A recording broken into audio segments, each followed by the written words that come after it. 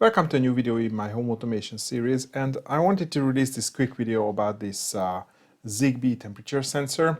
So, as I said previously, I'm buying a couple of Zigbee devices and I wanted a simple temperature sensor. I don't need a screen, I don't need anything else. I want it to be, just a simple temperature and humidity, and also I want it to be cheap. So I purchased this one.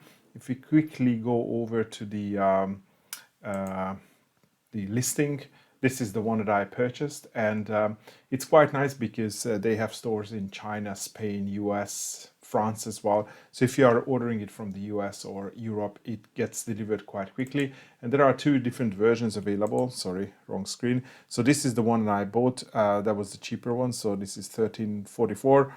And there is this round one, which is 1676. I can't really tell what's the difference between the two. I mean, of course, there is not an awful lot of information here, just the usual things which you get on the leaflet as well. You can see the small one is just as big, and you can see my hand. And what is slightly bit different here is that it uses 2xA batteries. Let me switch back to the main view. And so I'm guessing this is going to have a much better battery life than most of the the coin cell battery ones, but that's pretty much it. I mean, other than that, you get a reset button and it measures temperature and humidity. And I tested it in Sonoff and it works, okay in a Sonoff and the eWelink. I also tested in Tuya and again it works.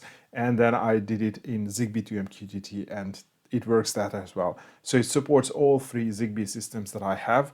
So, which is, really, really good. There is not an awful lot that I can tell about it because it is just a sensor. In all systems, it measures temperature and humidity. I mean, of course, it looks a slightly bit different in each system, but yeah, I'm going to show you that a little bit later. The one thing I want to mention about this documentation, it says that the low voltage or the under voltage is less than 2.6 volts. I don't know whether it could be lower maybe because, with the two batteries, the maximum is 3 volts, but yeah. I will see how it goes. I mean, it's still 100%, but I only purchased this about a week ago. Oh, sorry, I only installed it about a week ago. Probably the other thing I wanted to highlight, that it reports temperature or humidity whenever any of them changes. Well, as you can see, the temperature changes by 0.6 degrees or the humidity changes by 6%. And if not, otherwise it will still report every half an hour. So, and it checks the temperature every 5 minutes. So I'm guessing it sleeps for 5 minutes and it checks the temperature.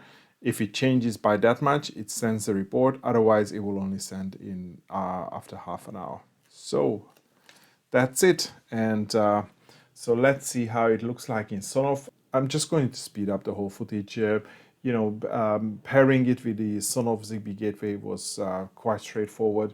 And then you see the temperature and the humidity. And I mean, that's pretty much it. You can change the setting, you can change the screen so it displays Fahrenheit instead of Celsius.